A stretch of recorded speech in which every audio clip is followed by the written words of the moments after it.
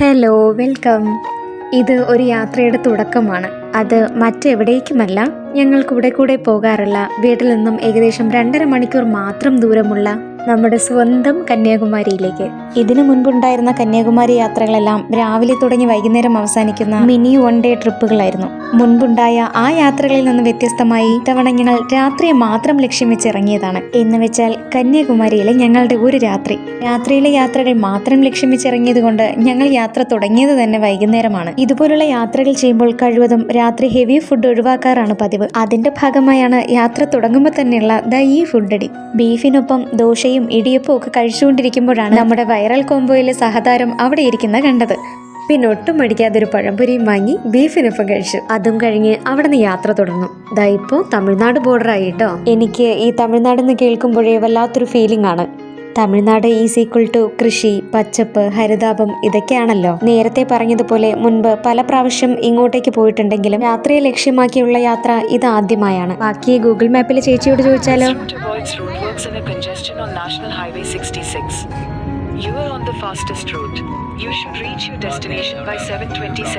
പോകാൻ അറിയാത്തത് കൊണ്ടോ ഈ റൂട്ടിനെ കുറിച്ചുള്ള കൺഫ്യൂഷൻ കൊണ്ടോ ഒന്നും അല്ല കേട്ടോ മാപ്പ് വെച്ചത്. ഏകദേശം എത്ര മണിക്ക് എത്തുമെന്ന് ഒന്നുകൂടി ഒന്ന് കൺഫേം ചെയ്തു എന്നേ ഉള്ളൂ. റോഡിന് ഇരുവശങ്ങളിലുമുള്ള പച്ചപ്പും അതിന് ബാക്ക്ഗ്രൗണ്ടായി നിൽക്കുന്ന മലകളും കാറ്റാടിപ്പാടങ്ങളും അവയ്ക്കൊന്നും ഒരു മാറ്റവുമില്ല. നോക്കിക്കേ, ഇങ്ങനെ എത്ര തവണ കാറ്റാടിപ്പാടങ്ങൾ കണ്ടാലും ആദ്യമായി കാണുന്ന അതേ ഫീലിൽ, അതുമല്ലെങ്കിൽ ഒരു കൊച്ചുകുട്ടിയെ പോലെ നോക്കി നിൽക്കാറുണ്ട്. ഏതെങ്കിലും ഒരു കാറ്റാടി യന്ത്രത്തെ ലക്ഷ്യമാക്കി വളരെ ദൂരെ നിന്ന് നോക്കുമ്പോൾ ഒരു തരം നേർത്ത കാറ്റാടിയാണെന്ന് തോന്നിക്കും വിധത്തിൽ ദൂരെ നിന്നും അടുത്തേക്ക് വരുന്തോറും അതിന്റെ വലിപ്പം കൂടിക്കൂടി വരുന്ന കാഴ്ചയില്ലേ? ഏതാണ്ട് പിക്ചർ സൂമിംഗ് പോലെ. അടുത്തെത്തുമ്പോഴേക്കും അതിന്റെ വലിപ്പം എൻ്റെ അമ്മോ. ഇങ്ങനെ കോട്ടത്തോടെ നിൽക്കുന്ന തെങ്ങുകളെ കണ്ടിട്ട് വീഡിയോ എടുക്കാതിരിക്കാനേ തോന്നിയില്ല. അതിന് കാരണം നമ്മുടെ അടുത്തൊക്കെയുള്ള തെങ്ങുകളുടെ അവസ്ഥ വളരെ ശോചനീയമാണ്. ഏതാണ്ട് മണ്ടരി പിടിച്ച തെങ്ങെന്നൊക്കെ പറയുന്നത് പോലെ എവിടെ നോക്കിയാലും കേടായ തെങ്ങുകൾ മാത്രം. അങ്ങനെ അല്ലാത്ത തെങ്ങുകളിലാണെങ്കിലോ ഉണ്ടാകുന്ന കായ്ഫലത്തിലുമുണ്ട് വ്യത്യാസം. എണ്ണത്തിലും വലിപ്പത്തിലും ഒക്കെ കുറവ് സംഭവിച്ച് ഇങ്ങനെയുള്ള സ്ഥലങ്ങളിൽ നിന്ന് മാത്രം വരുന്ന വിളയിനങ്ങളെ ആശ്രയിച്ച് ജീവിക്കേണ്ട അവസ്ഥയാണ്. അതുകൊണ്ടെന്താ, തേങ്ങയുടെ വില ഇപ്പൊ 80 കടന്നു. ഇതെന്തിനാ ഇപ്പൊ ഇവിടെ പറയുന്നതെന്നല്ലേ? സത്യത്തിൽ ആ കൂട്ടത്തോടെ നിൽക്കുന്ന തെങ്ങുകളെ കണ്ടപ്പോ ഞങ്ങൾ ഇതിനെ കുറിച്ച് സംസാരിച്ചിരുന്നു. അപ്പോഴറിയാതെ മനസ്സിൽ കയറിയ ഒരു ചോദ്യമായിരുന്നു, ഇവരെന്ത് വളമായിരിക്കും ഇതിന് ചേർക്കുന്നത്? നമ്മുടെ നാട്ടിലെ തെങ്ങുകൾക്ക് എന്തായിരിക്കും പറ്റിയിട്ടുണ്ടാവുക? ഞാനീ പറഞ്ഞതുപോലെ കേടായ തെങ്ങുകൾ മാത്രമല്ല കേട്ടോ, നല്ല കായ്ഫലം തരുന്ന തെങ്ങുകളുമുണ്ട്. പക്ഷെ കൂടുതലും ഉപയോഗയോഗ്യമല്ലാതായിക്കൊണ്ടിരിക്കുവല്ലേ. ഈ വഴിയെ എത്ര തവണ വന്നാലും വീണ്ടും വീണ്ടും ശ്രദ്ധിക്കുന്ന മറ്റൊരു കാര്യം ഈ റോഡാണ്. അടുത്തടുത്ത വളവുകളോ കുണ്ടും കുഴിയോ ഒന്നുമില്ല. ഇരുവശത്തുമായി നല്ല സീനറികളും നീണ്ടു നിവർന്നു കിടക്കുന്ന ഈ റോഡും ഈ യാത്ര ഉടനെ ഒന്നും അവസാനിക്കരുതേ എന്ന് പോലും തോന്നിപ്പോകും. ശരിക്കും ഡെസ്റ്റിനേഷൻ കന്യാകുമാരി ആണെങ്കിലും ഹൈലൈറ്റ് ഈ റോഡ് തന്നെയാണ് കേട്ടോ. ഞങ്ങൾക്ക് തൊട്ടടുത്ത സീറ്റുകളിൽ ഇരുന്നുള്ള ആസ്വാദനം മാത്രമാണെങ്കിൽ ഏട്ടന് ഏറ്റവും ഇഷ്ടമുള്ള കാര്യമാണ് ഡ്രൈവിംഗ്. അതും ഇതുപോലെ സ്മൂത്ത് ആയിട്ടുള്ള റോഡിൽ. ഇപ്പൊ തന്നെ ഡെസ്റ്റിനേഷൻ എത്തുന്നത് വരെ എത്ര തവണ പറഞ്ഞെന്നറിയോ ഈ റോഡിനെ കുറിച്ച്? അല്ലെങ്കിലും ഡ്രൈവിംഗ് നന്നായി ആസ്വദിക്കുന്ന ഒരാൾക്ക് എങ്ങനെയാണ് ഇത്രയും പെർഫെക്റ്റും സ്മൂത്തുമായിട്ടുള്ള റോഡിനെ കണ്ടില്ലാന്ന് നടിക്കാൻ പറ്റുക? യാത്രകൾക്കിടയിൽ ഞങ്ങൾ സ്ഥിരം ചെയ്യുന്ന ഒരു കാര്യം കൂടി ഉണ്ട്. എവിടെ പോയാലും ഇടയ്ക്കിടയ്ക്ക് ഞങ്ങൾ ഇങ്ങനെ ഈ ക്യാമറാസ് ചെക്ക് ചെയ്യും. പ്രത്യേകിച്ച് കാര്യമൊന്നും ഉണ്ടായിട്ടല്ല കേട്ടോ, എന്നാലും വെറുതെ ഒന്ന് ചെക്ക് ചെയ്യും. അതൊരു ആശ്വാസം കൂടെയാണേ. വീടിനെ ആരും പൊക്കിക്കൊണ്ട് പോയില്ലെന്നറിയുമ്പോൾ ഒരു സമാധാനം. ഫൈനലി ഞങ്ങൾ ഞങ്ങളുടെ ഡെസ്റ്റിനേഷനിലെത്തി. ചെക്ക് ഇൻ ചെയ്ത് 3rd ഫ്ലോറിലേക്കുള്ള ഞങ്ങളുടെ റൂമിലേക്കാണ്. ഞങ്ങളുടെ കൂടെ വരുന്ന ഈ ചേട്ടനെ ഞങ്ങൾക്ക് മുൻപേ പരിചയമുള്ളതാണ്. കുഞ്ഞുങ്ങൾ കൂടെയുള്ളത് കൊണ്ട് തന്നെ ഞങ്ങൾക്കൊരു പ്രത്യേക പരിഗണനയും കിട്ടാറുണ്ട്. ഞങ്ങളെ കാണുമ്പോൾ ആ ചേട്ടൻ വിചാരിച്ചത് സൂര്യോദയം കാണാൻ വേണ്ടി മാത്രം വന്നതാണെന്നാണേ. പക്ഷേ ഞങ്ങളുടെ ശരിക്കുള്ള ഉദ്ദേശം ഈ രാത്രിയാണെന്നുള്ളത് പുള്ളിയോട് പറഞ്ഞപ്പോൾ കുഞ്ഞുങ്ങളൊക്കെ ഉള്ളത് കൊണ്ട് തന്നെ കുറച്ചധികം ഇൻസ്ട്രക്ഷൻസ് ഞങ്ങൾക്ക് തന്നു. ഒരുപാട് ആളൊഴിയുന്നത് വരെയൊന്നും കാത്തു നിൽക്കണ്ട, രാത്രി കാഴ്ചകളൊക്കെ വേഗം ചുറ്റിക്കറങ്ങി കണ്ട് റൂമിലേക്ക് എത്താനാണ് ഞങ്ങളോട് പറഞ്ഞത്. ഞങ്ങൾക്ക് 100 വട്ടം സമ്മതം. ലഗേജൊക്കെ റൂമിലേക്ക് എടുത്തു വെച്ചിട്ട് ഞങ്ങൾ കുറച്ചുനേരം കാറിലൊന്ന് കറങ്ങി വന്നു. ഇനി നമുക്ക് റൂമൊന്ന് കണ്ടാലോ?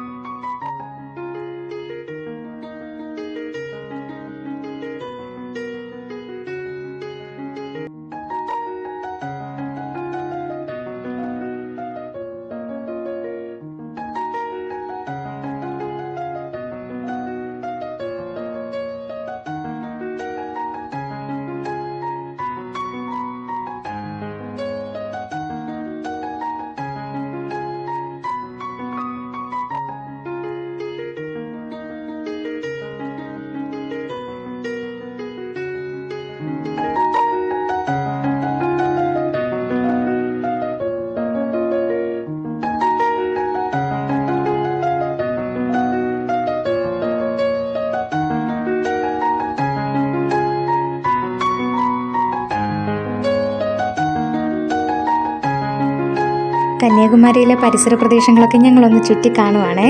രാത്രി ആയതുകൊണ്ട് തന്നെ ഇടവഴികളൊക്കെ ഒഴിവാക്കി മെയിൻ റോഡ് വഴിയാണ് പോകുന്നത്.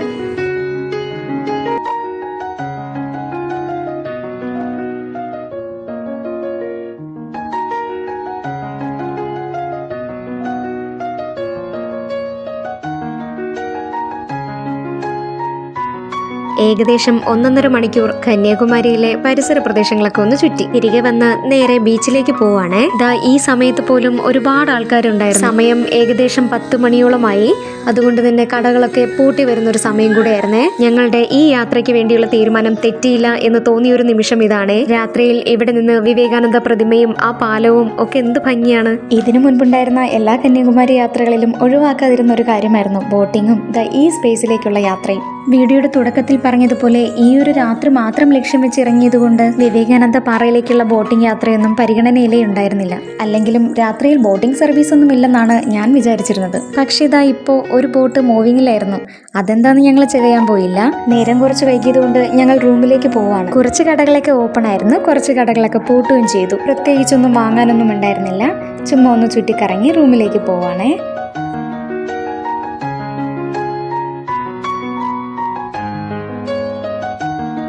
തിരികെ റൂമിലെത്തിയ ശേഷം ഞങ്ങളൊന്ന് ഫ്രഷായി വാവകൾ കളിക്കുവാണേ. ആ സമയം ഞങ്ങൾ പുറത്തിറങ്ങി കുറച്ച് ഫോട്ടോസൊക്കെ എടുത്തു. സൂര്യോദയം കാണാനായിട്ട് രാവിലെ 5:30 ആ ചേട്ടൻ വന്ന് വിളിക്കാന്നാണ് പറഞ്ഞത്. അങ്ങനെ നോക്കുമ്പോൾ ഉറങ്ങാൻ ഇനി അധികം സമയമില്ല. സോ ഇനി സൂര്യോദയം കാണാം.